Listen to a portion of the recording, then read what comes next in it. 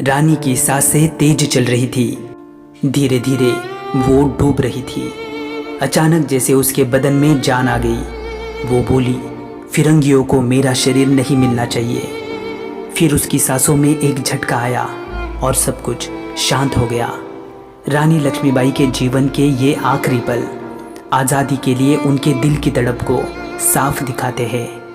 जो मरकर भी कभी न मर सकी, जो हार कर भी कभी न हार सकी, वो लक्ष्मी थी या दुर्गा थी, जो स्वयं वीरता की अवतार थी। बुंदेले हर बोलों के मुंह हमने सुनी कहानी थी। खूब लड़ी मर्दानी, वो तो झांसी वाली रानी थी, वो झांसी वाली रानी थी। तो आओ दोस्तों, आज हम इस वीडियो के माध्यम से झांसी की रानी लक्ष्मीबाई के जीवन पर और उनके जीवन के आखिरी पलों पर एक नज़र डालते हैं। रानी लक्ष्मीबाई का असली नाम मणिकर्णिका था। सन 1842 में झांसी के मराठा राजा गंगाधर राव नेवालकर के साथ उनका विवाह हुआ और फिर उनका नाम लक्ष्मीबाई रखा गया। सितंबर सन 1851 में रानी लक्ष्मीबाई ने एक पुत्र को जन्म दिया, लेकिन केवल 4 महीने की आयु में ही उस बालक की मृत्यु हो गई। राजा गंगाधर राव इस सदमे से उभर नहीं पाए। सन 1853 में उनका स्वास्थ्य ज़्यादा ही बिगड़ने लगा। ब्रिटिश कंपनी की राज्य हड़प नीति से झांसी को बचाने के लिए रानी लक्ष्मीबाई ने एक पुत्र गोद लिया, जिसका नाम दामोदर राव रखा गया। 21 नवंबर सन 1853 में राजा गंगाधर राव की भी मृत्यु हो गई। राजा गंगाधर राव के मृत्यु के बाद ब्रिटिश कंपनी ने बालक दामोदर राव को झांसी का उत्तराधिकारी मानने से इनकार कर दिया और बालक दामोदर राव के खिलाफ अदालत में मुकदमा दायर कर दिया। हालांकि मुकदमे में भारी बहस हुई, परंतु इसे खारिज कर दिया गया। ब्रिटिश अधिकारियों ने राज्य का खजाना जब्त कर लिया और उनके पति के कर्जे को रानी के सालाना खर्चे में से काटने का फरमान जारी कर दिया। इसके परिणाम स्वरूप रानी को झांसी का किला छोड़कर रानी महल में जाना पड़ा। इस अन्याय और अपमान को सहते हुए रानी लक्ष्मीबाई ने कुछ दिन गुजारे, लेकिन वो हिम्मत नहीं हारी और उसने झांसी को पुनर्प्राप्त करने का निश्चय कर लिया। 5 जून सन 1857 में रानी के सिपाहियों ने झांसी के मुख्य किले पर आक्रमण किया और वहां से ब्रिटिश अधिकारियों को भगा दिया। रानी ने किले में पुनर्प्रवेश कर बड़ी धैर्यतापूर्वक झांसी का नियंत्रण अपने हाथों में ले लिया। अपने अल्प समय के शासनकाल में रानी लक्ष्मीबाई ने लोक कल्याण के हर संभव कामों को कर प्रजा का दिल जीत लिया। लेकिन 21 मार्च सन 1858 में ब्रिटिश सेना अधिकारी सर व्यूरोज अपनी सेना को लेकर झांसी आ धमका। जल्द ही उसने पूरे शहर को घेर लिया। 2 हफ्तों तक चली इस लड़ाई में ब्रिटिश सेना अंततः झांसी के किले पर कब्जा करने में कामयाब हुई, लेकिन रानी लक्ष्मीबाई और पुत्र दामोदर उनके हाथों में नहीं आ पाए। अपने पुत्र दामोदर को सीने से बांधकर रानी लक्ष्मीबाई अपनी घोड़े की मदद से किले की दीवार से बाहर कूदी और अपने चंद साथियों के साथ वो कालपी जा पहुंची।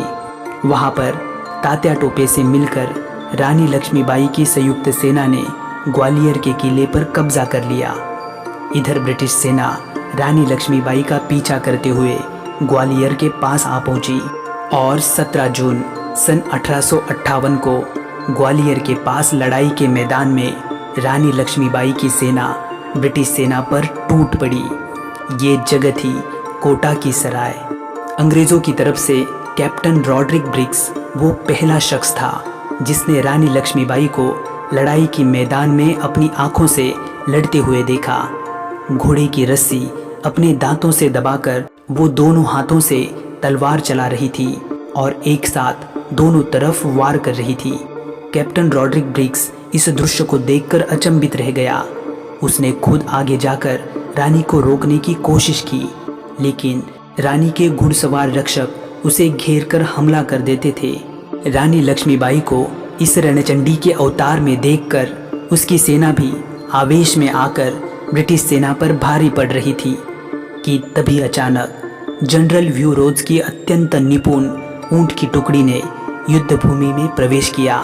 इस टुकड़ी के अचानक लड़ाई में कूदने से ब्रिटिश खेमे में फिर से जान आ गई और धीरे धीरे रानी के सैनिकों की संख्या कम होनी शुरू हो गई।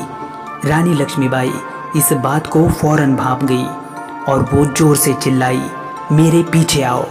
और 15 घुड़सवारों का एक जत्था रानी के पीछे हो लिया।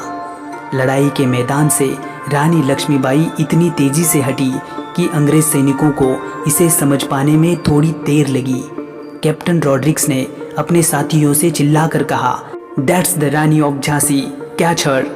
रानी और उसके साथी कुछ 1 मील की दूरी पर ही गए होंगे कि कैप्टन रॉड्रिक्स के घुड़सवार ठीक उसके पीछे आ पहुंचे।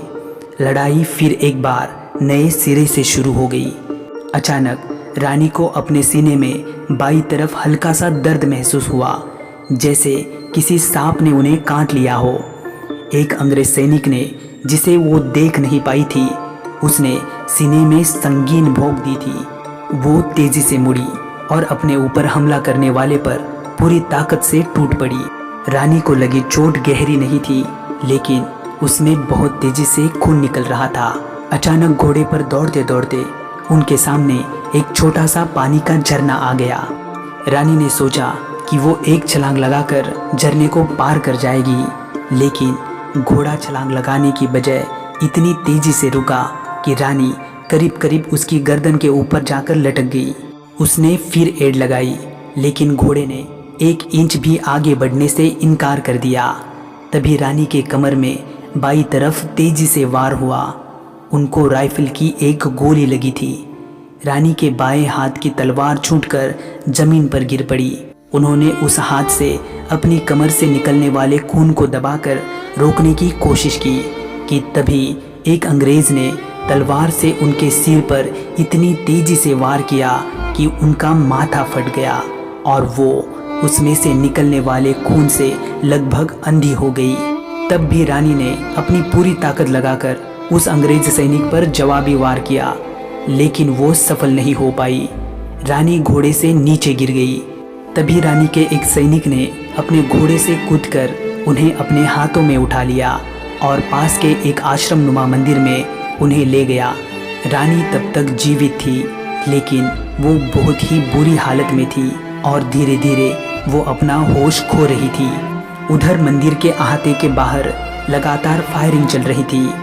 अंतिम सैनिक को मारने के बाद अंग्रेज सैनिक समझ गए कि उन्होंने अपना काम पूरा कर दिया है। तभी रॉड्रिक्स ने जोर से चिल्लाकर कहा, वो लोग मंदिर के अंदर गए हैं, उन पर हमला करो, रानी अभी जिंदा है।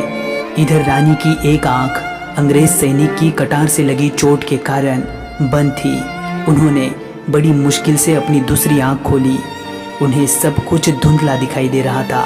उनके मुंह से रुक रुक कर शब्द निकल रहे थे, दामोदर, मैं उसे तुम्हारी देखरेख में छोड़ती हूँ, उसे छावनी ले जाओ, दौड़ो, उसे ले जाओ।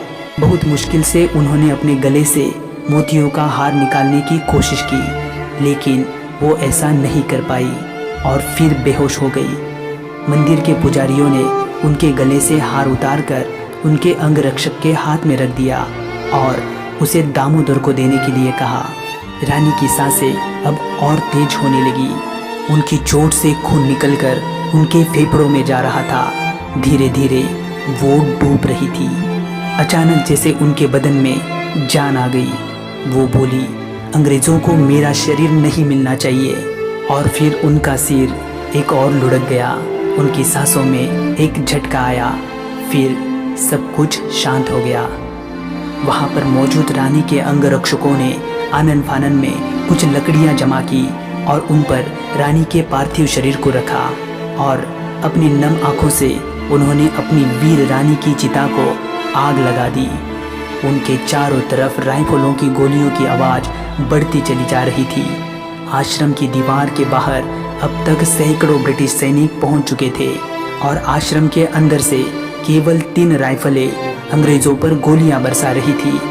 पहले एक राइफल शांत हुई, फिर दूसरी और फिर तीसरी भी शांत हो गई। आखिर में जब अंग्रेज आश्रम के अंदर घुसे तो उन्हें सैनिकों और पुजारियों के रक्त रंजित शव पड़े हुए मिले, लेकिन रानी कहाँ थी? तभी उनकी नज़र एक चीता पर पड़ी जिसकी लपटें अब धीमी पड़ रही थी। उन्होंने अपने जूतों से उसे बुझाने की कोशिश की, लेकिन वो संभव नहीं हो पाया। आग की लपटों में उन्हें मानव शरीर के जले हुए अवशेष दिखाई दिए। रानी की हड्डियां करीब करीब राख बन चुकी थी। तो दोस्तों, भारत के इस महान नारी की वीर गाथा आपको कैसी लगी? आप हमें कमेंट बॉक्स में ज़रूर बताइए। वीडियो को लाइक करके अपने दोस्तों में शेयर कीजिए और चैनल को सब्सक्राइब करके बेल आइकन को ऑल नोटिफिकेशंस पर सेट कीजिए ताकि हमारे अगली वीडियो की नोटिफिकेशंस आपको तुरंत प्राप्त हो। तो चलो दोस्तों, मिलते हैं अगली किसी वीडियो में। तब तक के लिए आप अपना ख्याल रखना। जय हिंद।